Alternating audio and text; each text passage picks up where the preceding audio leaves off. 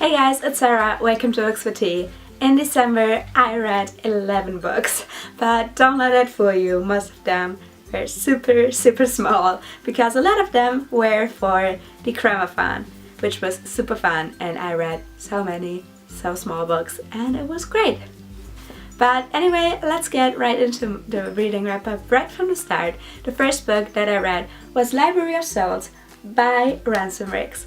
This is of course the third and final book in the Miss Peregrine's Home for Peculiar Children trilogy. Now I should probably say that when I started Miss Peregrine, that was 2 years ago.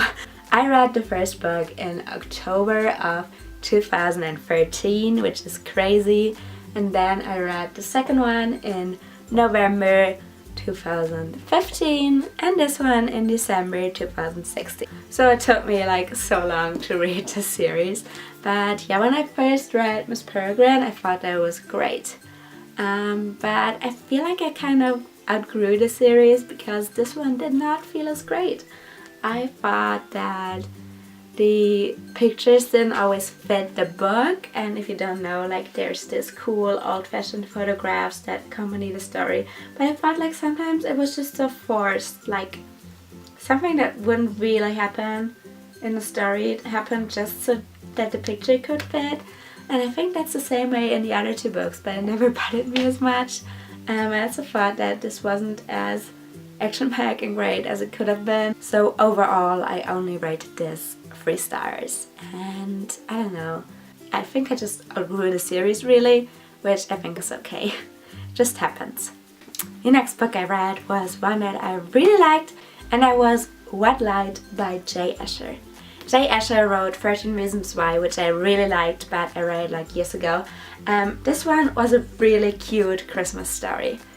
This is about a girl called Sierra who travels to the other half of the US once a year to sell Christmas trees with her family. And that year she meets this really cute boy, but everyone tells her like, don't do business with him. He attacked his sister. He's an awful person basically. But she finds out for herself that it isn't really like that, and that you shouldn't like judge people. And this sounds so preachy right now, but it's honestly just such a cute love story. It totally got me into the Christmas mood. I really loved it, and I rated it 4 stars. It was so good. I really liked it. The next book I read is one where I don't have the book with me anymore because I read it as a traveling book, but that was Ugly Love by Colleen Hoover. Now, when I read this, I knew that some people thought that Colleen Hoover was problematic. I read it, I thought that there were some problematic elements. I did not like any characters at first, but as the story progressed, I started to like them more. This is just honestly a typical new adult novel. There's this girl who falls in love with this guy, but he only wants to be friends with benefits. He hasn't been in love for years, he does not do dating, nothing. So she says, yeah, okay, sure, let's be friends with benefits. But of course she actually falls in love with him and things happen from there, and I liked it. I thought that it was a good book. I thought that by the end I was very invested in the characters, and it had been a good story, it had been good fun. I do see problematic elements with it now looking back, and like from what I heard with some of her other books, there are really awful problematic things happening there that I don't think are okay. And looking back, I also see like some emotional manipulation and stuff in Ugly Love. So I rated it 4 stars because I really enjoyed it, but I'm not sure about that rating anymore because I don't want to promote problematic books that like give people the wrong idea of how relationships should be. But I honestly thought that it was a fun story and I had fun reading it, but I do acknowledge that there are problematic parts in it, so do with that what you will. Next on the Readathon happened, and technically I finished 7 books during that time frame, I think. One might be afterwards, but 2 of those books I had already started before, so it only kind of counts. Anyway, the first book that I finished, even though I had read or listened to. Pretty much all of it was a German one called Schreiben Sie mir oder ich sterbe, literally Write Me or I Die, which was a collection of love letters by famous people collected and written out as an audiobook, and it was really cool. I'm just gonna read to you a couple of people that were on this collection. We had Ludwig van Beethoven, Casanova, Kurt Tucholsky, Oscar Wilde, Virginia Woolf. I thought that was a really cool collection, and what I really liked is that you would get usually one letter, sometimes two. You would get the letter and they would read it out, and it would be like, a lot of them would be just normal love letters. Some of them would also be really confusing and like love, hate, everything mixed together. Some were like really sad letters, like written for the dead husband, for example.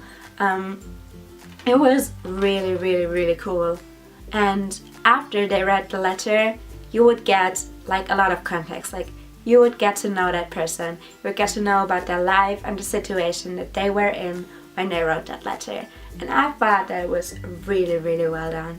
I enjoyed the different voices. I basically liked it all. Won't be like one of my new favorite books, but it was definitely a 4-star book or audiobook to me. And I'm really happy that I got to review it, and I really liked it. I actually listened to this after midnight on the first day of Cramathon, so like during the first couple of hours I finished this, so that was cool, and it kind of counts as my first Cramathon read. The next book I actually read and finished during Cramathon was Weird Things Customers Say in Bookshops by Jane Campbell. I love this, I love Jen. She has a great booktube channel, I'm sure you know, and this was just a collection of fun things, and it was very funny. I also liked the little illustrations in here. I thought that it was very cute. I wouldn't say that it was like the best thing ever, but I rated 3 stars, and I thought that, yeah, as I said, it was cute to read. Some things were really funny, some not so much, some I think didn't translate very well into German, but overall 3-star read, and it was cute. Next one is a book that you might have seen me read, because I did this cozy reading day video all about reading the next 2 books that I'm going to show you, because I actually read them in one day, which fulfilled the challenge of read 2 books in under 24 hours. And the first one was a series of unfortunate events, the awful beginning or the bad beginning, something like that.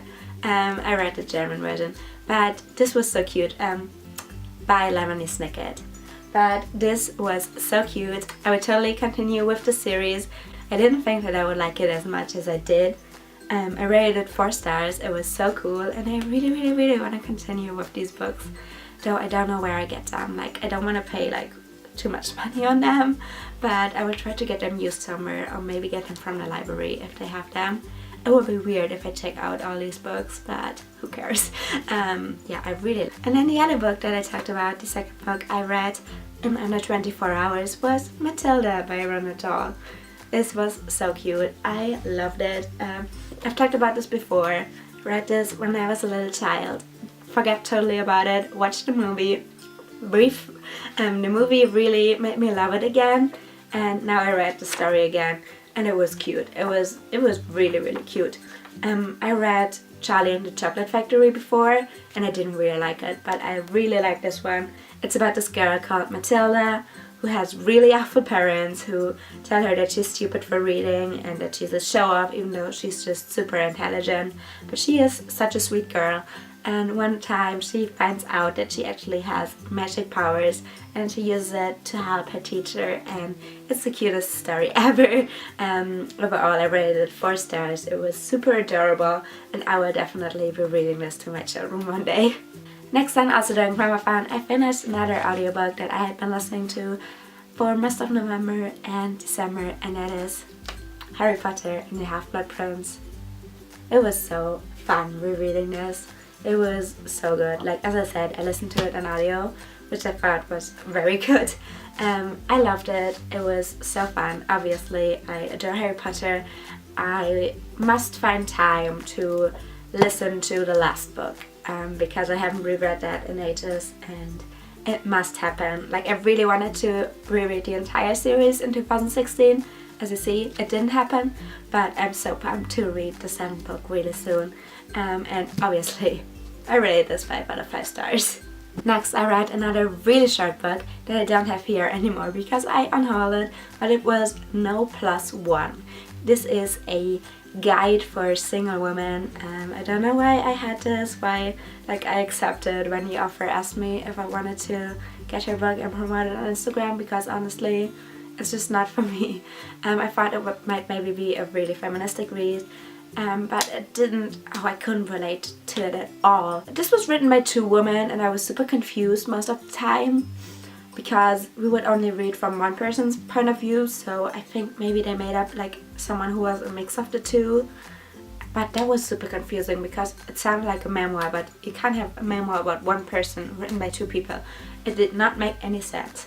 Anyway, at first I thought that it was interesting because it talked like about her being brought up by Mormons and getting out of that, and what she did afterwards. I thought it was very interesting. But then it was honestly only about having relationships, not having relationships, having sex with people, having friends with benefits, and like it was never ever a problem for her to get into relationships, into friends with benefits, stuff like that. And like there was one sentence that was like, for me as a woman it was always easy, and I was like, girl, maybe it was easy for you as a rich woman that looks super hot and is kind of wealthy and lives in some kind of high society thing. Like, I could not relate to that at all. I thought that was super weird, and I didn't like it. I rated it like 2 stars. I don't think I gave a rating on Goodreads just because I didn't want to like be so rude, but it was not for me. But yeah, I finished that book during Cramathon as well. So if I counted correctly, I think I read 6 books during Cramathon, which is still really good. But let's move on to the books that I finished afterwards. The first book that I think I finished after Cramathon was Stargirl by Jerry Spinelli, and this was actually really good. I had it on my TBR for a very long time, and I never picked it up, but now I got interested in it again, and I actually enjoyed it a lot more than I thought I would. This is about a really mysterious girl who comes into a normal high school one day, and she is so different. She calls herself Stargirl. She wears like really different clothes from everyone, like really different. And everyone kind of is the same at the high school. And she is so different. And at the beginning it has like a great impact to everyone to be more individual. But then she gets too different and people start hating her.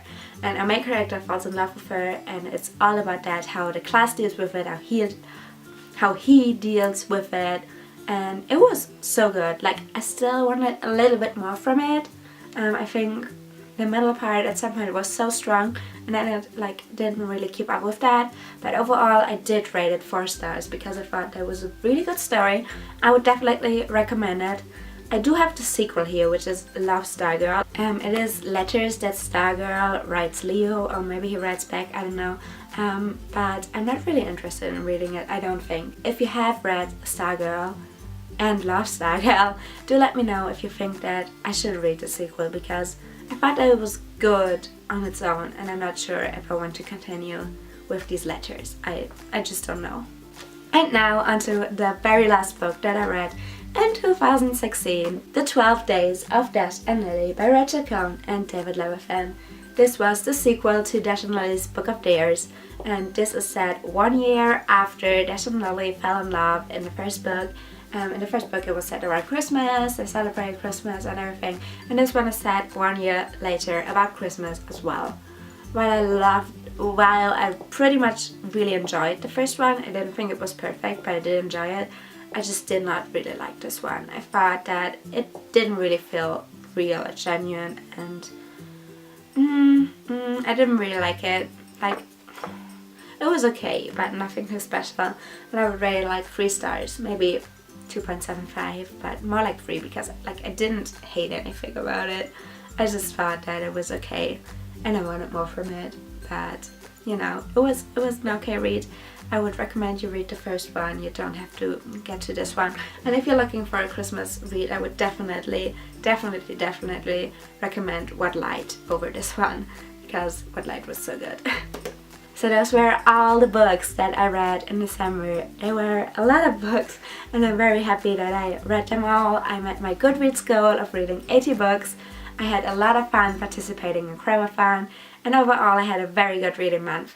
Please let me know in the comments what you read in December, what your favorite book was, if you have read any of the books that I talked about, and I will see you again in another video very soon. Thanks for watching, and goodbye!